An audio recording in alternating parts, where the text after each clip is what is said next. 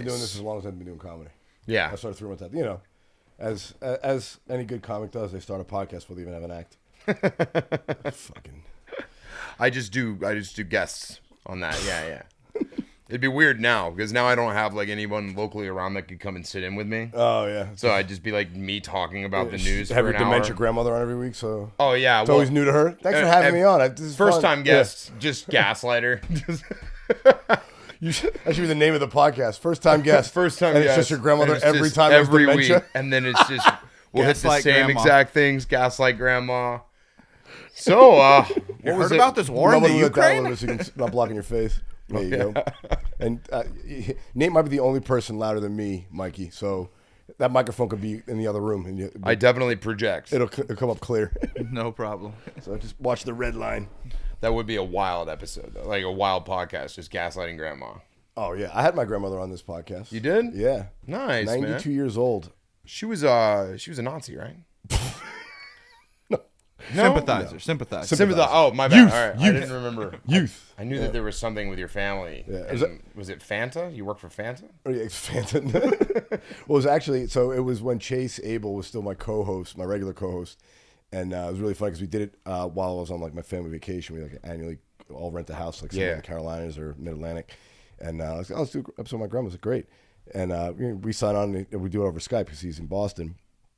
And he shows up on the Skype in a full suit and tie. He's like, yo, son, we're talking to a lady. I got to get dressed up. Made me look like a fucking jerk off. My own grandmother. Well, I mean, at least she's proud of you. Was she proud of you?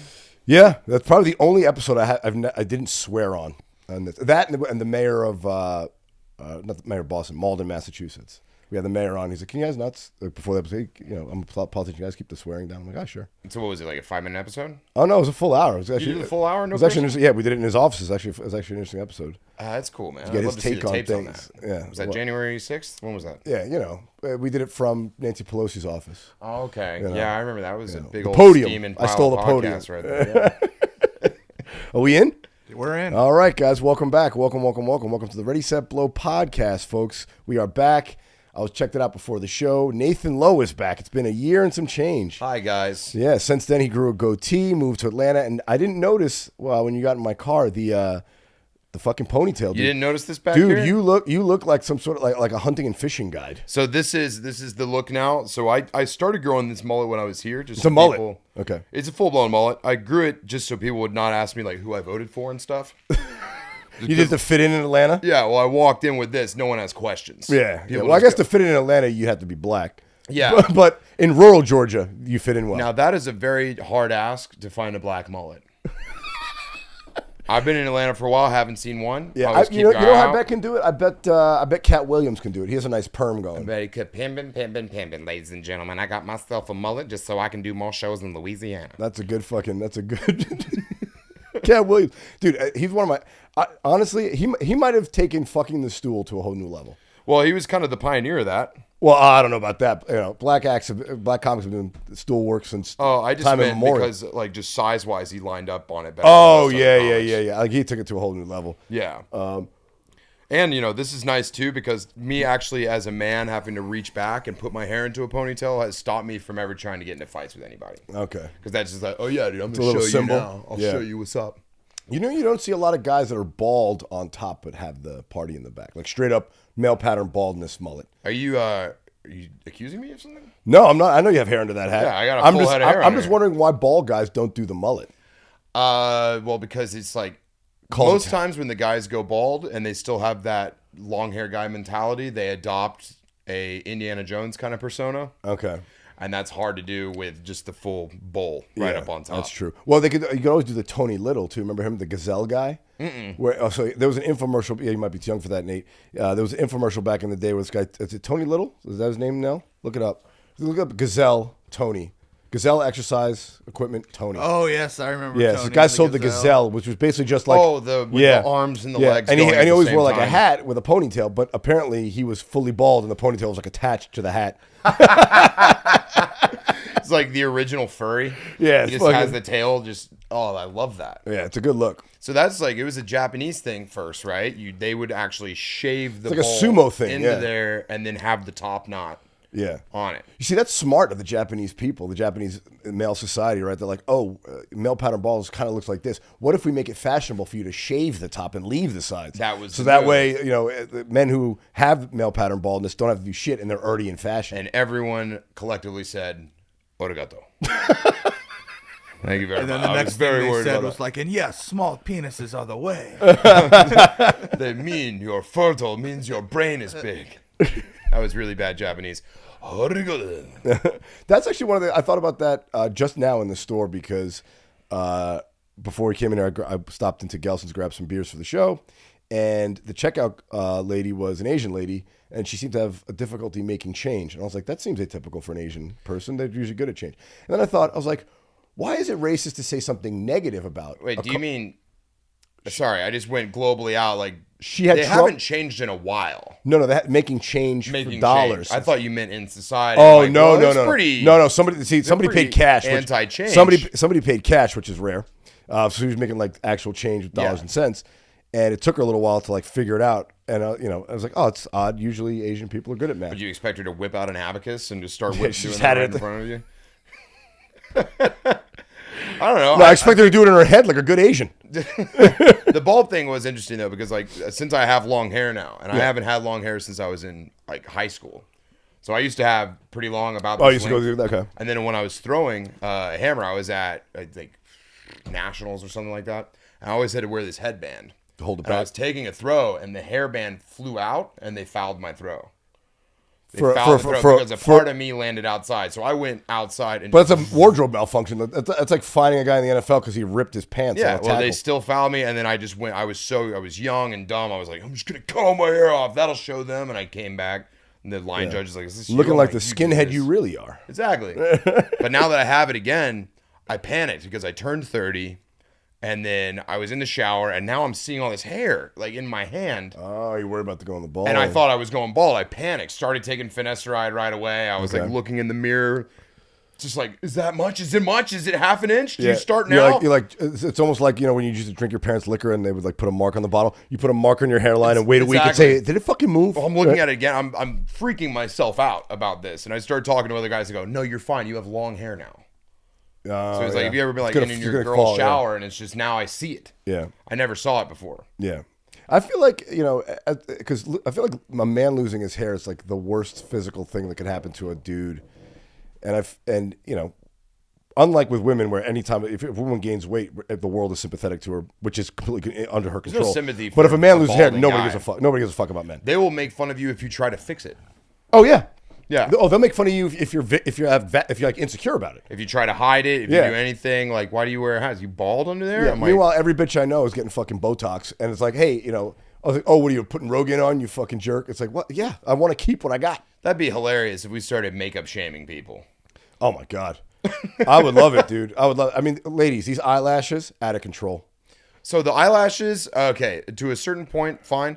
The thing that gets me is the 4-inch long acrylic nails. Well, those. See, I agree. The eyelashes like can get a little ridiculous, but at least you can function in your. They're not like That's the thing. The fucking acrylics, they can't even use their phone. They're knuckling their fucking phone to like text their friends. Like, what? You look like an asshole. Just cut them down to a reasonable length, lady. But 9 times out of 10, the girl with the long acrylic nails will still get mad if you open the door for her. I'm like, I assumed you were helpless everywhere. Oh yeah. Well, the thing is too, it's funny because they're like, women complain about how like, their beauty routine and the society and men put the patriarchy put that on. I'm like, no, men will fuck you if you chew your nails and we're bald. We don't care. It really, Will Smith. Yeah, we're exactly. We're catch as catch can here. Right. So we're not turning away any fucking freebies. Well, you mean, I see them all as children of God.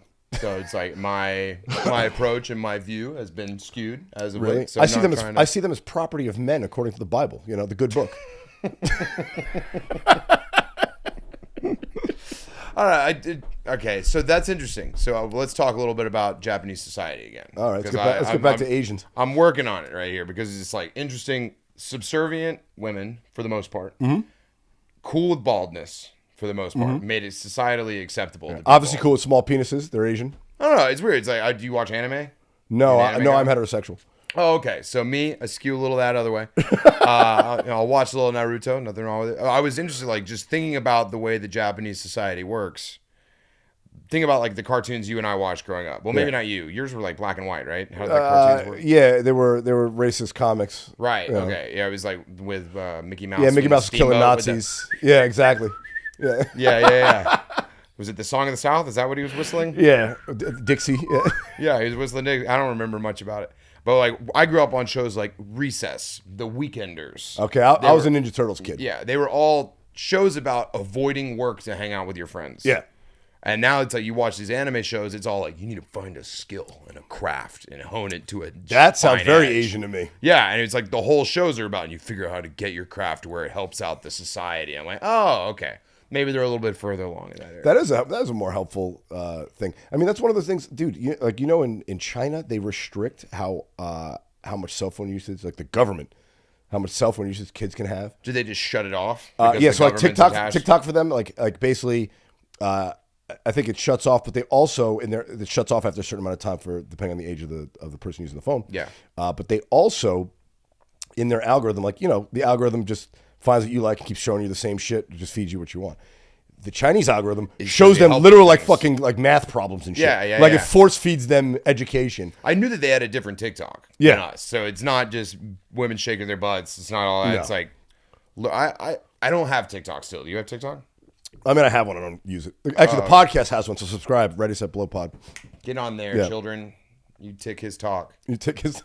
I don't know. I've seen other people do it, like my ex would just all day long. Well, dude, I'm so old. Sometimes she'd give me some news. She's like, "Did you hear that the Senate is closed?" I'm like, "You get that from TikTok? Really? Yeah. Did that happen?"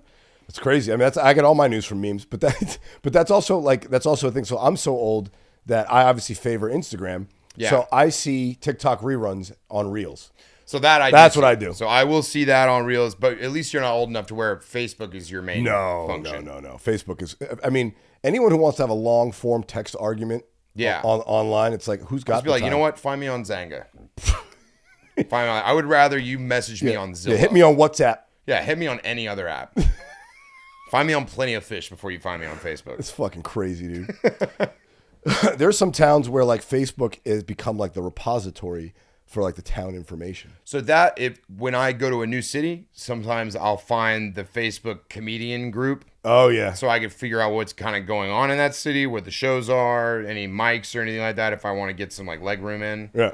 But it's not worth the bile that I have to go through on each local Facebook page. Oh my god. Well, there was when I left Boston, they had like the comedians Facebook group. Yeah. And it become such a cesspool of woke bullshit. They started a second one, and then that one got full of fucking bullshit. I don't so now mind they the might be woke, on might be on version 5 of the Boston The woke stuff will comedians. make me laugh at least to be like, all right, at least I know what I'm getting into with this town. But it's just to see everyone's sketches. Oh. Just to just to see 9 different guys from 5 different areas of Wisconsin have their fleshlight sketch. Just like online. Like I don't need to see it. I don't want to see it. It's just like guys in like maybe Boston kind of area. It's like you log on to the local Facebook thing and it's just 7 dudes doing their Trump impression. Oh my god. It gets a little sad. Yeah. It's an open mic hangout. I don't know. I'm not a sketch guy. I won't mind doing sketches, but it's just like when it becomes all you think about every day. Yeah, I'm not creative enough to think about dialogue. No, well, I mean, your medium is Twitter, right? Yeah. It's your artistic medium. Yeah, it's funny because I use Twitter just to make jokes for Instagram. So I don't even know how well they do. Well, I just My following has grown by accident on Twitter. I've explained your Twitter to people. People are like, well, should I follow Randy on Twitter? I'm like, imagine if someone just gave a gorilla a cell phone. Like, I've been described as a Twitter terrorist. Yeah, someone's just talking about like their life or their wife or their kids. What if a gorilla just grabbed and went, "That's because you put it in their butt," and they just tweet it off to everybody? I'm like, what's the meanest, most ridiculous off the wall comment you can get? That's what Randy put. It's like, well, we need to get the Senate back into commission. Well, because they were fucking people's butts. I know. Like, It's funny that all of my jokes that I've gotten in trouble for on Instagram originated on Twitter. No problems on Twitter ever. no, well, now it's X. Yeah, now it's X. Yeah. Have we adopted that yet? I feel like people are just still calling it. Elon's on your side. Yeah, I don't know. I know. I have tweeted one time. I'm bad at so. I use Instagram. I have a Facebook. I made a Twitter in 2012. Yeah. And I had one tweet, and it said, "Why isn't Obama doing anything about the megalodon?" I'm it was sure when that megalodon shark movie came out. And you got called racist immediately. No, this was before all that. People were like, yeah, he should take care of this shark. Like, there was a big shark. We all thought it was real. We watched that Megalodon during Shark Week, and we all freaked out. And that was my one tweet. And then I kept thinking, well, I'm not going to beat that. Yeah, I got to top that one. Yeah, I just imagine Obama was like, well, let me be perfectly clear. We got to do something about this big fish. That's a policy I can get behind. I want dumb policies. Well, I was thinking about that actually as a bit, but just in reality, like since the government is broken and nothing real can get done, and we're not able to achieve any goals anymore as a country, we're not serious. We might as well go ahead and try to get constitutional amendments passed that just simply address pet peeves of the general population. Just make a law that you can't stand more than 2 wide on the sidewalk. You can't walk more than 2 wide on the sidewalk. Okay. No stopping at the top of an escalator. You have to move or else it's a fine. Like, put that in the Constitution. That's just crazy weird things like that. Like Arab countries not shaking with their right hand. Yeah, exactly. So just meaningless laws of politeness that will make your day-to-day experience better. Good. It's going to be it's a resurgence of just lawsuits. Just, very litigious society. Frivolous lawsuits. Yeah, I mean, there are already enough out there. Might as well make dude's going to make bank on, she burped in public. Yeah, that's terrible. Just pick stuff. I think that we could allocate resources since nothing's getting done. I will see your frivolous lawsuits and I will raise you. We need to be building and fighting giant robots. That could be interesting, dude. Each country, you build your own. That's how public policy is now decided. And you know what? Our robot versus their robot. It's a good jobs program. Right? It is a great jobs program. High-paying jobs, right? You need engineers and shit like that, mechanics and skilled technicians. Exactly. And also, who knows what kind of technology can come from that? The space program gave us Velcro. Yeah, right? that's what exactly. So if we're building giant robots, giant transformers. Who knows what technologies can come from? It is no longer speak softly and carry a big stick. It is speak really loud, Pacific Rim. That's how it works. It's just our guy versus your guy. I'm going to assume Japan's is already going to be best. Yeah. I mean, you got it. Yeah. Gundam Warrior. Yeah, I would trust Boston Dynamics, that the company that's making those weird dogs. I don't like those dogs, man. Aren't they freaky? Me out. Aren't they fucking Did you see that Black Mirror episode with them? I saw the Black Mirrors. There was a Black Mirror episode, and it was in black and white. Okay. And I think it was called Metalhead. African American and white. Come on, guys. PC. It was, so anyway, it's a bunch of rappers. No, so it was a black and white episode, and it was about, I think they even used the Boston Dynamics dog, and it was them running for their life, because this thing had machine guns on it. Oh, yeah. Yeah, and it was horrifying. Well, speaking of which, I think it wasn't Atlanta, it wasn't Georgia, but I think it was perhaps Florida. They had a law passed, or they attempted to pass a law recently, that would allow Florida law enforcement to use armed robots. Oh, man. They don't have them yet, but they passed law saying, if they have the technology, they can use it. So it's like I've been preemptively being very nice to robots for the last 5 or 6 years. So you want to spread the word amongst the robot community that Nate's a good guy. Looking at like when you see those Nate's little an ally of the robot. Have you seen the little guys that are driving around and delivering all food? over West Hollywood, dude? I haven't kicked any of them. Yeah, I've had the urge to kick every one of them. Dude, I see scooters everywhere and cars broken into left and right in LA. I have yet to see one of those things overturned and the food ransacked from it. I have seen some articles that homeless people are learning how to pry. They're trying to figure out how to pry those things. I figured they would just take a ride. You just sit on it and see where they go, right? That would be great. Right? Yeah. That's his lift. Homeless lift. Yeah. You just sit on top of the delivery robot. It's beautiful because there's no destination. Yeah, well, you're not going. Where the fuck? We got an appointment. Yeah. Well, you got an appointment over there. Yeah, it's like where do you got to be? Not here. Yeah, it's almost like a choose your own adventure, but the robot chooses. Exactly. Right? I wonder where we're headed. And do they have crack?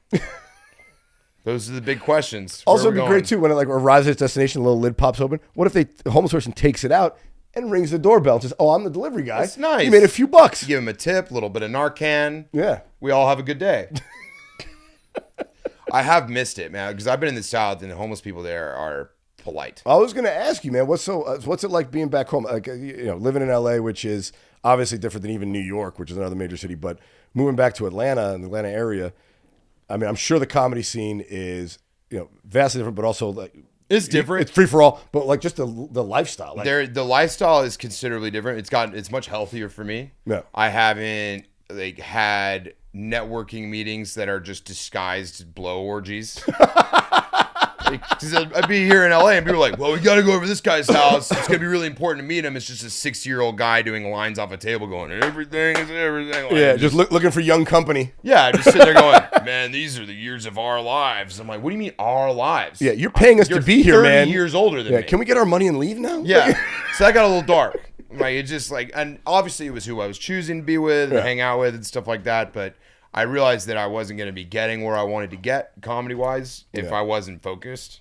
Yeah, and the amount of money you spend fucking off. Absolutely. Like if you fucked off in Atlanta, what does that cost you? $200 a week. Here it'll cost you $2,400. Exactly. You know, like, I mean, like it gets expensive. So the threshold high, back to $3 gas. Oh, dude, great. I paid fucking $20 for a whiskey. Yeah. Okay. What? I feel like that's free in Atlanta. In Atlanta, I feel like they pay you to drink their fucking liquor. In Atlanta, that's what you get. You pay for your $3 gas, you get a whiskey on the house. Yeah, there you go. That's how it is. You take it right out of the hose. It's the same shit. Same shit. It's ethanol. Coming out of the same bathtub. Yeah. Power your car and get you hammered. I mean, it takes me longer to get to stuff because like Atlanta and the areas around, I've been doing a lot of stuff in like Athens and Chattanooga. It's about an hour, but cheaper to get there to and from. So like I would spend, it'd take me like what? Almost $200 to fill my gas tank here. Jeez. There it's like barely 80. There you go. Yeah, it's lovely. But like being with my family's great. Being with my grandma's great. I miss them. So it's nice to have a home base. I go out and do my comedy stuff. I come back. Got a nice home base. I'm not being pulled in a bunch of different directions. Yeah. How were you dating out there? How are the ladies? 'Cause I know you were dating a girl out here before you left. I was dating a girl out here. Okay. It was a lot. It was a lot. She died. It was a choking incident. It was. Sexual. Consensual. No, I was like, she had too much anxiety for choking. Let's get real. I mean, it was a lot. She already thought the world was choking her. Like, it was always panic. Anxiety is that thing that white women get when they're trying to convince you they're a minority. That's really what it was. She's like, my life is hard. I'm like, what? You were at ski camp. What was hard about ski camp for you? That's the thing about anxiety too. Everyone thinks it's like, oh, you know, I have a disorder. I have anxiety. It's like, have you ever seen any other living thing? Go look at a squirrel. They're fucking on edge because life is hard, and they're worried about a hawk rabbit. I'm like we're supposed to have anxiety. Well, it's called like, living. But if you don't have anxiety, you're one of God's favorites. But like, out here, that's what you confront immediately. Oh, it's an identity out here. So I'm saying, anxiety is an since identity. I've been back home, I haven't had to unpack trauma with almost anybody. Good, yeah. Because here it's very much they'll let you know their trauma, like, and then you go, I said we're out of ketchup. Yeah, you just met them, and it's like, you know, my father used to rape me. It's like, well, you know, maybe just hand me my Starbucks coffee. Bud. I was like, I said we need more napkins. Yeah, exactly. I didn't need to know that. In the South, it's like they bury it in, and people in the South, let's get real, harder life, hard, like objectively harder upbringing. Like my ex used to ask me like talk about her childhood and stuff like that, and you're like, what did you do? I'm like, we went into the woods and hit each other with sticks. Oh yeah. That was growing up, and it was great. Well, I talked about that with respect to being from the Northeast, where it's like, yeah, just because we experience winter, we're stronger people than you. Yeah. You know what I'm saying? Like, there's never a winter. People bitch. I was bitching last night. I was like, oh, it's cold. It's like 55 degrees. That's fucking shorts weather in Boston. You know, like that's a cause for celebration, in fucking 30 of the 50 states. Yeah. But California's like, oh, my God, 50. Can you believe it? You know, this fucking state, it's outrageous. Fucking the longest drought in recorded history. And then last year we got a full month's worth of rain. Everyone's like, this is really bumming us out. I'm like, don't you assholes have problems with fires? The whole thing? Yeah, shut the fuck up. You at least do what this others do. When it rains a little bit, you look out at the yard, you put your hands on your hips, and you go, we needed that. Yeah, exactly. It's like a great old guy Southern thing. He's like, man, we sure needed that. I need that. It's good for my lawn. Oh, yeah. That's a big thing. I've hung out with so many more old guys. Since I been back, and I've missed that. Well, the old guys everywhere but LA act like old guys. So the old guys, I'm 40. I don't act like I should 20. be. Yeah, I shouldn't be acting the way I act. No. You know, back fucking in Atlanta, even in New York, act like an old fuck. No more club for me. You know, I'm not relevant. Oh, back home it happens at 30. Oh yeah, they're already in old guy mode. Oh but yeah, out here it's a dude they got a pot belly going. There's a dude at 65 with a backwards hat going like, "What's lit, fam?" And I'm like, "Oh, I don't like this. I don't like where we're going here." Yeah, but I get old guy life lessons. Yeah, because like women assume that they're all different and unique. It's just men we assume are the same. Yeah, it's just an old guy peeling an apple with a pocket knife, asking you, just shaking his head, talking at you. Yeah. Ask you how old you are, and when you tell him, he tells you which part of your body's going to shut down next. Yeah. He's like, I'm 30. He goes, oh, wait till 32. Yeah, left eye stops working. Exactly. Like, I don't think so. He's got pleated pants on and penny loafers with the penny in them. Exactly. That guy. Or best case scenario, no pants. You meet a good now I know a part of Atlanta you're rolling around. No pants old guy gives you some good advice. Because he's there just to tell you stuff. Like, he's just sitting there, robes open, just going. Yeah, what is it with that? Like, you've been to like a pub, like a gym, like an LA Fitness or whatever. Yeah. Why is it always the guy over 60 who just doesn't use a towel, pubes just hanging all over the place? He just wants you to know your future. There's no shame. No, you're not. He's become an oracle. For he's got like future. 1 foot up on a bench talking to you and like leaning in. I'm like, hey man, can you back off? I could smell your just like, grundle. hey, let me tell you. Let me get you some knowledge. Yeah, but hanging out with old dudes, fantastic. I've been like just the people that I see at shows and stuff like that. It's a different kind of energy. Yep. I still love all my friends and stuff out here, but it's nice that I can have a place. I'm popping in. I'm here for a week. I do my stuff. I get gone. Yeah. I think. Do you have like friends from back home that are still in the area? Kind of. Okay. I ditched. I left Georgia right away. Well, you seem like the kind of guy that wanted to get out, but I'm sure that I made friends. The big man on campus, high school quarterback from your high school, still there. He's the sheriff in town. He never left. Oh, here's 4 kids. I'm at church with my family. Okay. And I see my high school bully. Really? At church, and he's the deacon. Well, I know. Well, it's like, and I'm trying. I'm like, all right, me and God are getting good. Yeah. I'm praying and doing stuff. I see this guy, and my first thought was like, look at this son of a worshiping God. Yeah, right. Worshiping my God. Like, look at this piece. And I can't help it. We're all growing and stuff like that. But I'm sitting there worshiping. I'm like, oh man, this guy. Can't believe he does it too. I gotta forgive him. Well, he came up to me. He was like, "Hey, man, I don't know if you remember me." I'm like, "I do." Did he say? Did he apologize? No. Oh, no. But you showed him some grace and didn't bring it up. I did. I showed him some grace. He goes, "Hey, I don't know if you remember me, but we went to high school together." I was like, "Yeah, I remember." Yeah, it's imprinted on me forever. Yeah, and then he just kind of went, "All right, well, I'll see you later." Yeah. I was like, do I remember you? Oh, the root of all my insecurities. Yeah, I remember you. I remember you. But I mean, good for him. It's weird. Like they're the people who are my age. Like I'm 30 now. Yep. My buddy just had his 4th kid. 4. And my best friend, Sam, he just had his kid. So it's weird because I have friends that are my age back home, but our lifestyles are very different. Well, at 40, I have tons of friends like that. And what you notice, the first thing I notice is when you see one of my buddies who now has 2 or 3 kids, they have that sort of that 1,000-yard stare. Yeah. Like, how's it going with you, man? Oh, it's good. I'm doing comedy, traveling all over. And they're like, oh, I wonder what that would be like. And they look past you. Yeah. Well, my friends, it's always the opposite. They want you to know that everything's so great. Oh, well, there's that. So it's like I'm on the phone with my buddy Sven. He just had his 4th kid. It sounds like a wartime. Like a wartime reporter video. Yeah. You're just hearing explosions and screaming in the background. He's going, everything's fine. Everything's fine over here. I just wish they'd listen to us. I get that just too. You're just screaming. It's like, man, best years of your life. You should get one. Yeah, I've had my version of that where some of my buddies are like, oh, it's going great. I love my kids. My wife's great. And it's when their wives and the kids are around. As soon as they leave the room, fucking help me. Help me. Help me. I've been lucky. I mean, my friends always go, yeah, no, this is really what I want to do.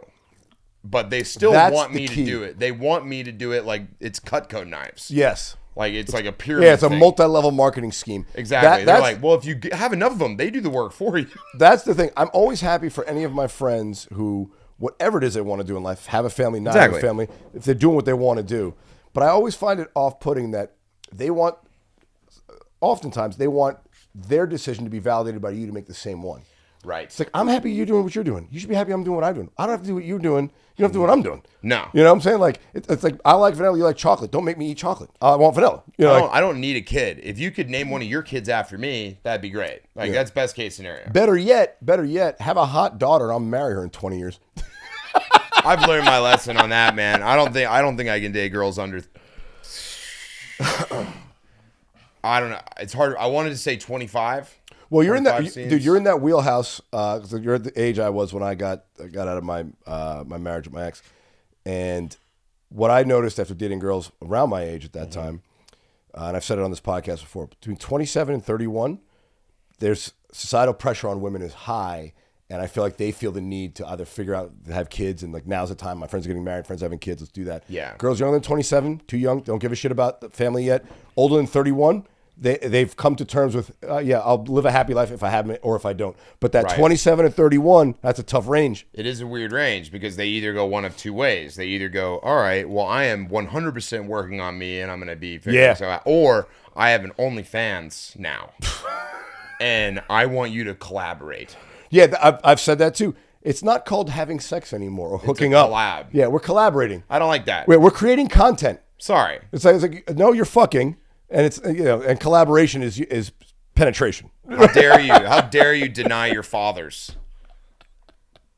Ask me to collaborate and be a part of that. Not a chance. I know. Not happening. Dude, so being 30 in Atlanta, and I don't know if you're dating around at all, if you've explored, but is it tough? Because I imagine a lot of the women, like, I bet all the single girls are in fucking sophomore year of high school. I bet at 30, most of them are married, or you're waiting for the divorce, the first round of divorces to I do end up. shows in college towns and stuff like that. Now, like, I'm a little wary just because of how, like, my ex was 24.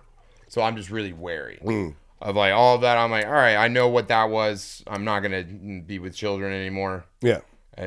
That sounded weird.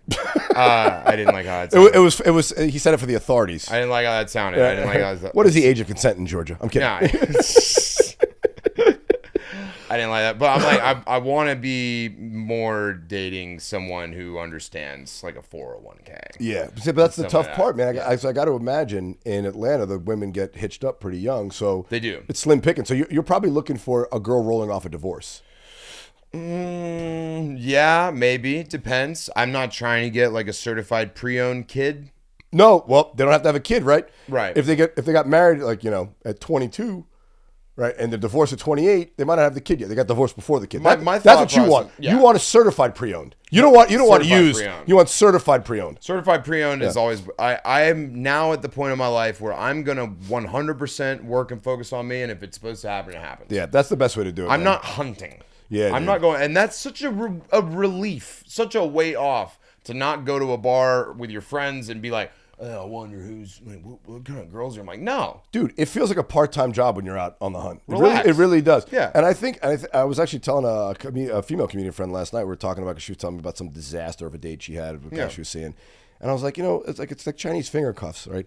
You're trying, and it makes it harder to get out of it. You got to fucking not try. release, and then you can get out. You know, Yeah. just don't like if you're not pushing for it, it kind of oftentimes an opportunity will appear. I won't say it'll fall in your lap. Because Falls in my lap. yeah, so that's an old joke. Like oh, you always get what you're not looking for. It's like I've never stumbled into a blowjob, but there is the I think when you are like specifically looking for some sort of certain outcome in relationships or in anything in life, the energy you're putting out there leads to disappointment. When if you're just living your life and something comes up that's beneficial to you, a date, a job, something like that, anything, it's like, oh, this is nice. Yeah. Right. But even if you meet a great girl, but you're looking for one, it's not, you don't enjoy it. It's just a relief. Yeah. It's not you don't have the high. You just have the release of the low.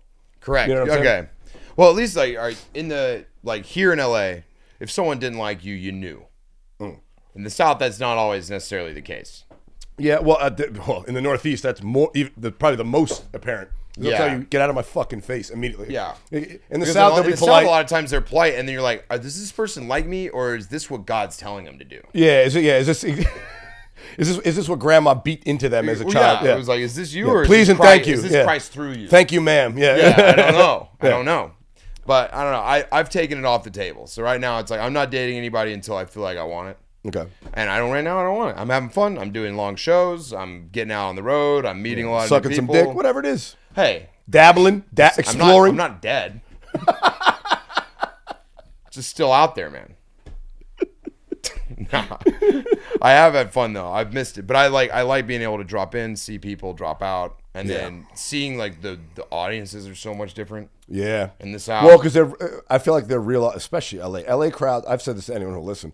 LA crowds are the worst. I play 40 cities a year. The worst crowds I play are LA. Well, because they have it.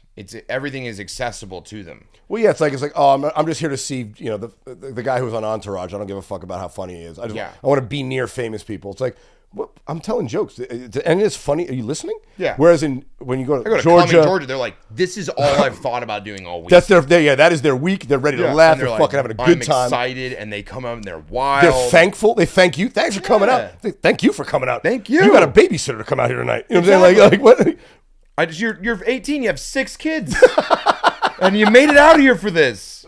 It's phenomenal. Yeah, you got school in the morning. You had a barn raising to do. You could have raised a whole barn. And you're out here listening to me. It blows my mind. I know. Just being around regular people must feel less. And I think the big thing is too, and I've thought about this. When I was living in New York and working in New York in finance, I was working in an industry that drives the city, right? And I don't like that. When I moved to Boston, I was working in finance. Boston is driven by academics and research, but I was working in finance. I like that because it wasn't my industry wasn't the beating heart of the economy of that city. Yeah. And then when I did comedy, same thing. It wasn't the beating heart of that city. I moved to L.A. Show business is the beating heart of L.A. I was going to say, so it kind of took some of sales. That's what I always thought about. Oh yeah, just really bring the sex appeal to. Yeah, and I do it old school. I walk the fucking strip. You know what I'm saying? I walk a beat like an old school tell hooker. By the way he uses walk, he's a woman's man. As the pimps say, I run the track.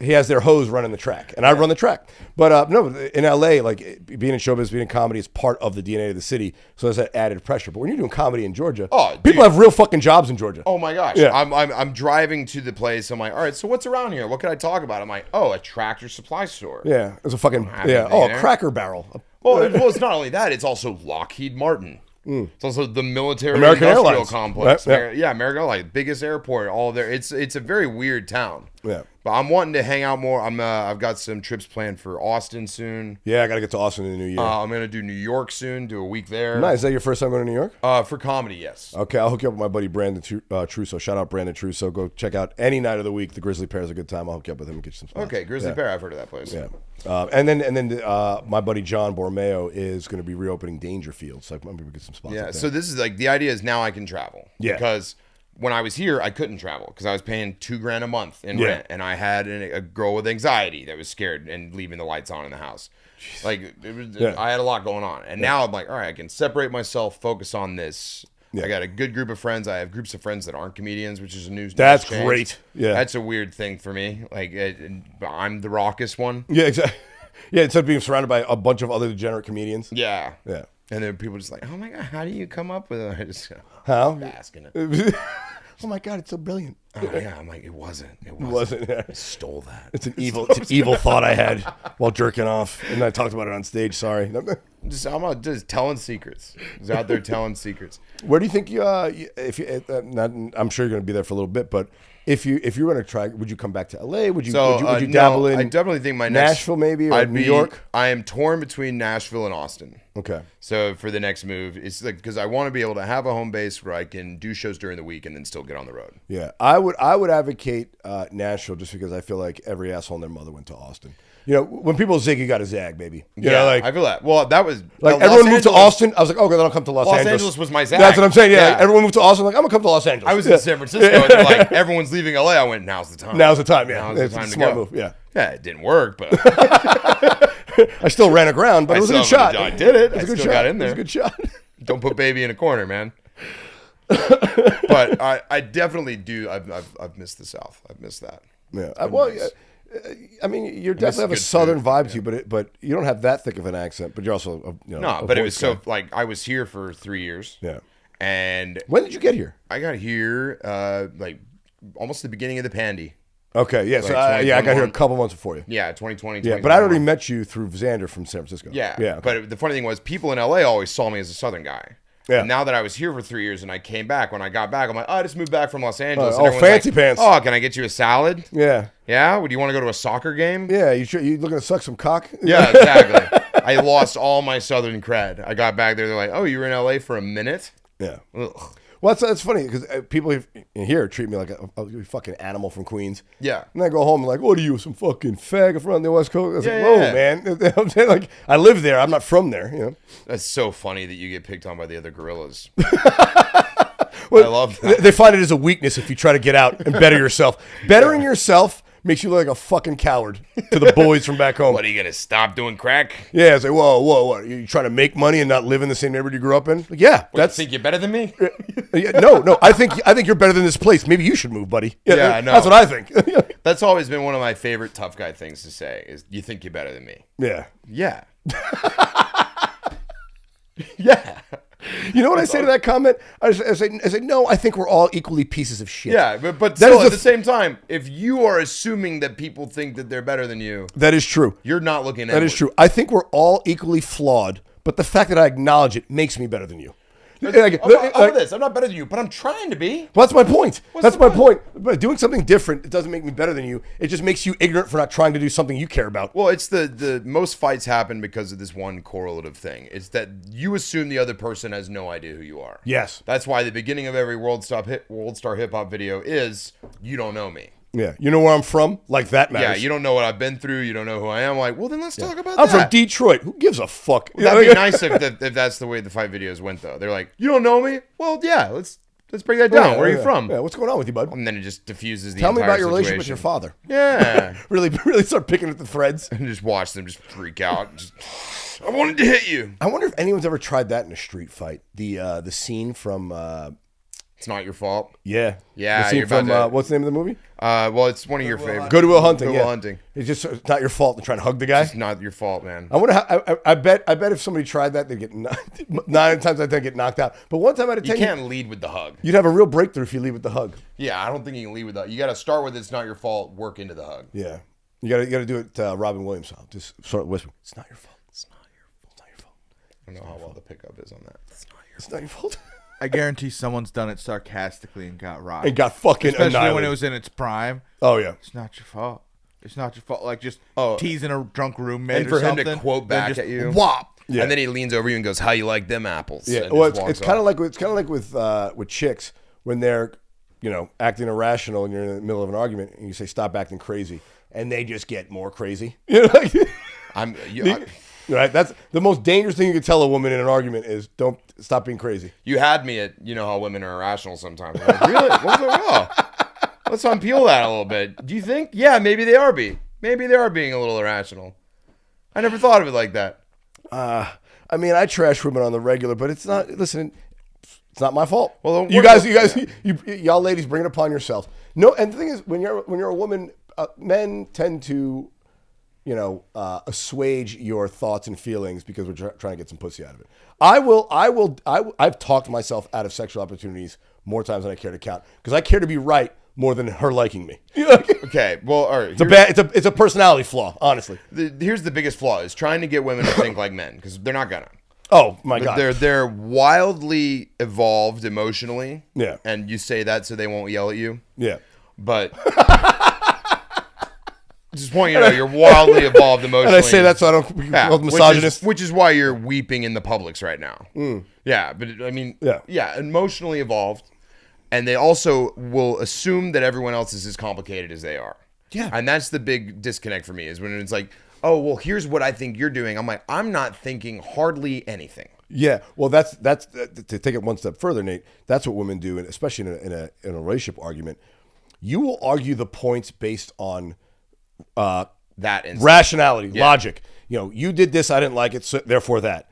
Women will say, I don't care what you did or you said. It's how I feel. I feel like you're not listening to me. I feel like you. Yeah. How can I argue your feelings? Like a you problem. Yeah. How can you argue the other person's feelings? Yeah. It's like you did this. I didn't like it. It's like no, but I feel like this. You can argue with what actually happened. You can't argue with someone's feeling. I accept that. Yeah. I accept that that's how you feel. Yeah. Well, no, mine is. I'm sorry you feel that way. Get out of my car. It's still moving. Get the fuck out of my car. No. Get out of my car. Yeah, Get the fuck. Yeah. But I've used that against women, dude. I do that in relationship arguments. I'll throw it right back on them. Yeah. It's like, what are you upset about? I feel like you're not respecting my time with the boys. Right? No, Okay. but I am. But I feel like you're not. I worry about you because you didn't say go have fun with enough oomph. So I feel like you're holding me back. I'm going for like tiers of responsibility before I get back into that. So it's like I don't feel like I could be responsible for the emotional well-being of another person. Nor right should now. you. So I'm not. I don't even think I could have a plant, really. Like Like I went to go get a bonsai tree, and the lady didn't want to sell it to me. Like just this ancient, wise-looking Japanese woman. Obviously, I have kind of I like Asian culture. The fucking plant store turns And you away. Well, Like, she didn't turn me away, but she was hesitant. You're gonna kill this thing now. She asked me like a million questions. Like, I would love to do this. I've been researching. I want to do this bonsai tree, and she was just like, wouldn't even hand it to me. She's like tugging on the box. Yeah, this is her lifeblood of her business is selling these fucking trees, mini trees. She said, no, you can't have one. I don't, because she cared. She I cared will about be these short plants. on my mortgage because you won't kick this fucking tree alive. To be fair, the plant didn't last long. Oh, you I did. I got it from her, and then talked her out of it? Within 2 months, it was No dead. shit. Yeah. Well, how'd you fucking kill a plant? Neglect. It's the same way you kill anything. Neglect. You kill a plant just like you can kill a dog. Neglect. I once killed a cactus in college. I thought that was going a different way. I thought you said cat. Sorry, you killed a cactus? Well, that was a sexual experience. We'll talk about that later. Hey. How'd you kill a cactus? I fed it bong water for 2 weeks. Turns out, not all water is good in the desert. No. That's so funny. Yes, bong water is lethal to cacti. It's lethal to most people. People, animals, don't give anyone bong water. You fed it bong. Yeah, I was like, dude, maybe it'll get the cactus high. So I kept pouring Starts drooping, bong water in lazy. it. No, it was fine until one day it just it honestly looked like a mummified cacti. Okay. Yeah. I was just always curious about bonsai trees. I thought they were really interesting. They are pretty sick. I like them. But you have to you wrap copper wires around and make the tree take different shapes. And I thought that was interesting. Never got to that point. Never got to a pruning stage. Yeah. The only thing I've ever been able to grow is this year I grew some weed on the patio, a little outdoor. It's nice. Nice. And then even better. I forgot to bring it for you. I haven't touched any weed since I left. I mean, it's still illegal in Georgia. But do you want some? I have 3 pounds of it. I'm good. Okay. I'm good on it. I mean, I've kind of enjoyed remembering my dreams. I don't have any dreams. Oh no, it's been nice. I get to remember. That's my how dreams. I sleep at night. It actually makes me. It's kind of like a mini death. It's Okay. nice, That's good. Yeah, I pretend die every night. It's quite nice. That's nice, dude. It's quite nice. I'm glad that you. I'm a little bummed when I wake up every morning. Like, God damn it, I got to do it again. Oh, dude, I'm having some trippy dreams. Oh well, I've done that. Taking a break from smoking weed, and the day after the first 24 hours of not smoking, I'm like, what the fuck is going on in my head? It's I'll intense. wake up, write them down, tell my grandma about them, then tell her again. Are you big into dream interpretation? No. Well, I know they probably mean something. They mean absolutely nothing. It's a random collection of your thoughts jumbled together. Oh, okay. Well, in that case, my brain needs to calm down. It's like some of them go pretty dark, and I always had this recurring thing. I just kept losing my car. Oh. Almost every dream, I kept losing my car and not remembering, is it towed? Is it somewhere else? And just in different parts of my life, me losing my car. Dude, you know what my recurring dream is? What? And this is kind of weird. So I regularly have like a night terror about a plane crashing. I'm not on the plane. I'm just on the street or in a building, and the plane's crashing into the building, or plane's crashing coming towards me. You're having from 9/11 dreams? No, but I'm not in the plane. Like if the plane's gonna crash onto me, that's the fucking night terror, the recurring night terror I have. What was that new movie? It just came out. What was it called? Leave the World Behind. Leave the World Behind. Did you see that one? Not yet. That's what That happens. does happen, yeah. It happens. The dude's on the beach. He's already looking at a plane crash, and then another plane's coming right at him. That is my recurring nightmare. And listen, The movie was terrible. I know. I went to I heard it was terrible from my fucking barber this morning. Look, I don't believe in any of the woo-woo stuff unless there's any science behind it. But that's one I would like to explore with some sort of psychic. Like, what the fuck is that? What dream stuff? Interpret that specific dream. I mean, I've been having this dream, dude, since for 15 years, man. I feel like I could break it down. Like when I was here, especially, I had almost no belongings. So it was like my car was really your one possession for my you. thing. Yeah. So like me losing that, is me thinking like, all right, I'm close to the edge. Yeah. But I fly a lot. But why is a plane crashing into me my thing? Because you're the building. Okay. I don't know, man. I'm not 11. trying to go woo woo. Well, if it's 9/11, then the government did it. Maybe the plane represents your father. I'm sure it does. Yeah. Somewhere. Everything comes back to my deadbeat dad. Yeah. Except the bill. That doesn't come back to him. No, never. Tuck it away for a rainy day. Yeah, that comes out of my pocket. My therapy bill, you fucking cocksucker. So what's been up with you, man? You been reading the news? Yeah, you want to get into a little news, baby? Let's do down. it. Yeah, it's about that time. Look at you, fucking. My guest is keeping me on point here. I love it. I love it. All right. This is a fun one. And I thought about doing this as a regular segment, and this is a good Dear Abby to ask it about. But I thought about in the past, like I should do a Dear Abby every week and just take one of the Dear Abbies to a newspaper and just give my response. But listen to this. Dear Abby, I can't satisfy my wife. Should I let her sleep with her client? I've been married to the most amazing woman for 30 years, except she wants to cheat on you, you fucking cocksucker. She became a personal trainer as in incredible shape. I'm not in her kind of shape, and I can't perform too well sexually, even with ED meds. She recently asked if she could have her sexual needs taken care of by a young client she trains. I'm okay with it since I'm sympathetic to her desires, as long as she doesn't fall in love. Your thoughts? I have a few. Run. Yeah. Yeah, there's like long and short of it. The love is dead. Yeah. And infidelity. Now this is infidelity you're talking about. Yeah, but that's also a dual meaning in my eyes. Run from her and keep running to lose some fucking weight because you're not as good at shape. That was and you'll get some pussy. Yeah, you'll get some action on the other end of it. Well, take care of yourself. I mean, don't kill the love in your marriage before you're willing to maybe eat a salad. Yeah. Like, it just seems drastic. It seems so drastic. That actually, this Dear Abby actually speaks to how fat this fucking guy might be. I mean, he's so lazy. He'd rather have another guy fuck his wife than him get in shape and fuck his own wife. I don't know. I don't get polyamory, any of that stuff. I'm not saying that polyamorous people are unhappy. I'm just saying they check their phones a lot. Then they're irrational. They're constantly. Like, yeah, no, I trust her. I trust what she's doing. I don't care where she is. Yeah. Please don't. I don't buy it. Yeah, but also to describe your wife of 30 years as the most amazing woman when she wants to fuck her client. Sounds like a bad woman. Yeah, she's not that amazing. No. If she was an amazing, she'd be like, hey, I'm a personal trainer. Why don't we get your fat ass off the couch and get you into shape that I'd want to fuck again? Is she amazing, or is it because all women are amazing? Yeah. That's probably what it is. All women amazing. This guy got so cucked out that he has to say she's perfect in every way except for the fact she wants to fuck other dudes. I am perfect except for my many flaws. My many flaws. Well, there's another woman's quote you've seen on a trillion Instagram posts.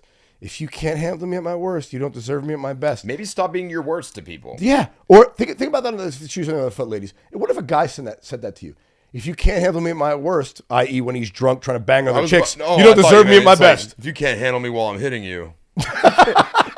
This is not Georgia, Nate. We're not going that hard. Like, get out of the ring. You know what I mean? Because at your worst, you're assuming the worst means the worst. Yeah. And the worst for a guy is always using his power to do something. Yeah, it's a good point. That's a good point. And the worst for a woman is like crying at dinner. Or gaslighting you into believing it's your fault she's a cheating fucking wife. Or asking you, can I bang my cliants? Yeah, exactly. Which is specific. That means she's thought about. It means she's already has fucked him. Exactly. She just wants permission to do it again. And why are you asking Abby about this? I know. That's the thing. If she really loved this guy, her husband, she'd say, hey, babe, I'm a personal trainer. You're out of shape. Let's get you into shape. And then she'd want to fuck her own husband again. Correct. Right? Like, no, let me fuck my client while your fat ass stays at home. Well, I wonder how much money he's making. I mean, it sounds like he's the breadwinner if she's a personal trainer fucking her clients. And she's hanging stop around. Eating all that bread. She's eating too much of that bread. Yeah. That's a weird one. I think definitely don't let your wife cheat on you. Yeah.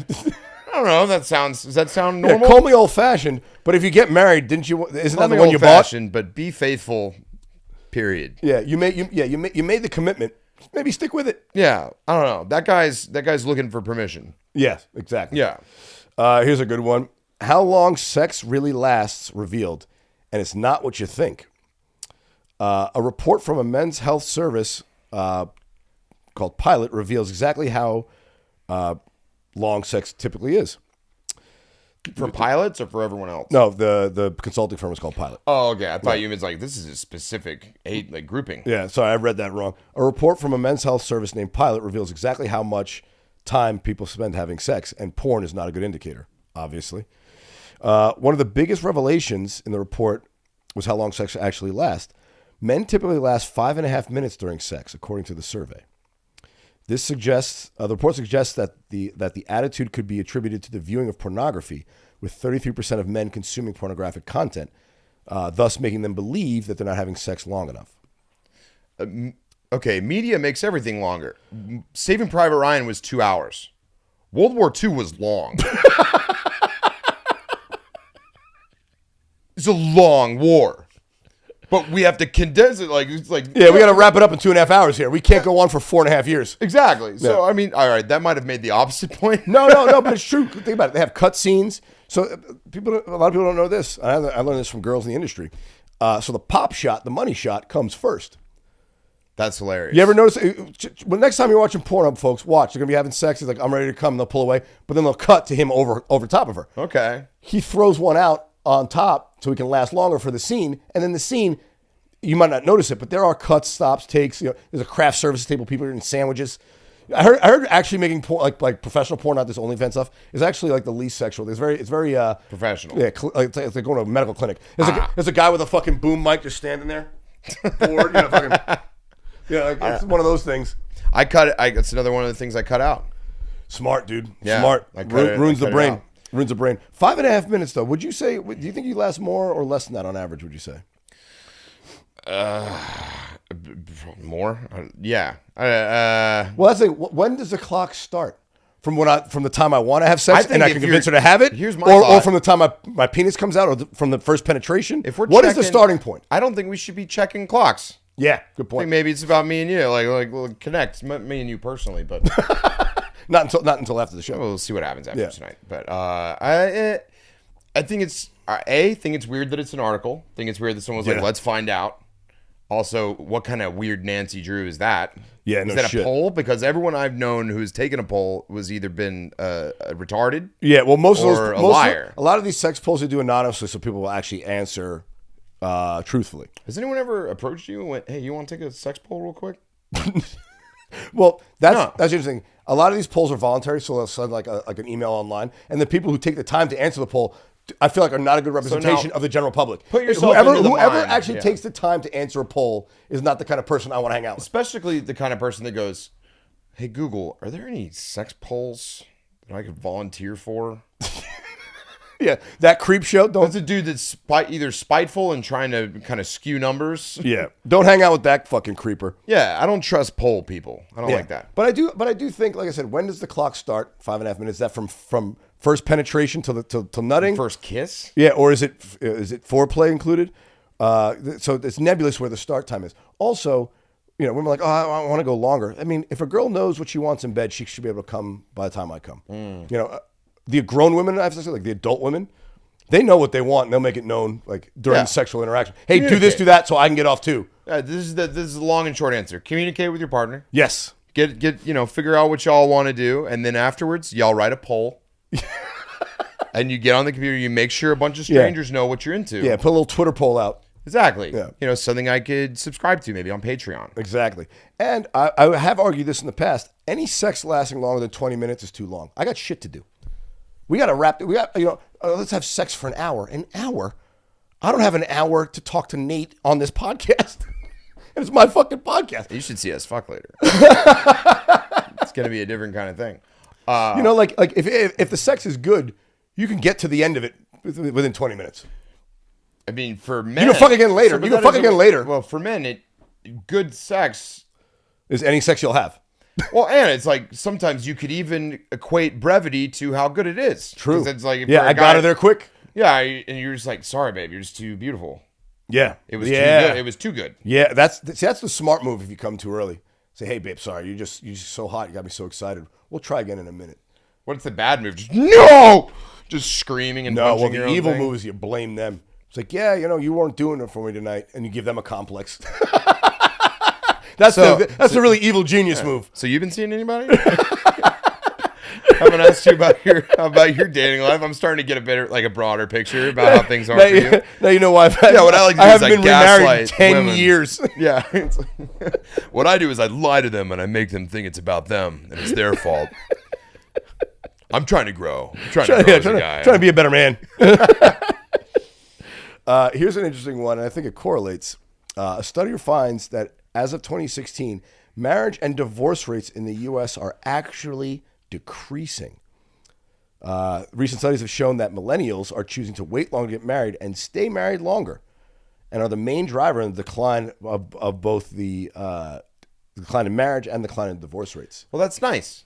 I think that's a good think correlation. we're healing. No, I agree. Yeah. I agree. It's like, don't get married unless you fucking mean it. And then if you do, fucking stay with the bitch or the guy. Yeah. Exactly. So there's this always kind of this pendulum thing in society going Yeah. on. So right now we're dealing with a lot of really crazy views about this. And now being a rebel at like 20 is like, maybe you're cracking your Bible open. Maybe you do. It's like, that's weird. Like, that's the rebellious thing now, is to go like, you know what? I'm going to save it till marriage. Yeah. And that makes not having tattoos is more rare than having them. Another example. Exactly. Right? Yeah. Do you have any? Nope. Me either. Nope. Yeah, exactly. Rebels. I'm leaving this earth with the scars I've earned, not the ones I've had put on me for money. Exactly. Yeah, that's, Exactly. I'm doing it old school. I still have that little one that I want to get.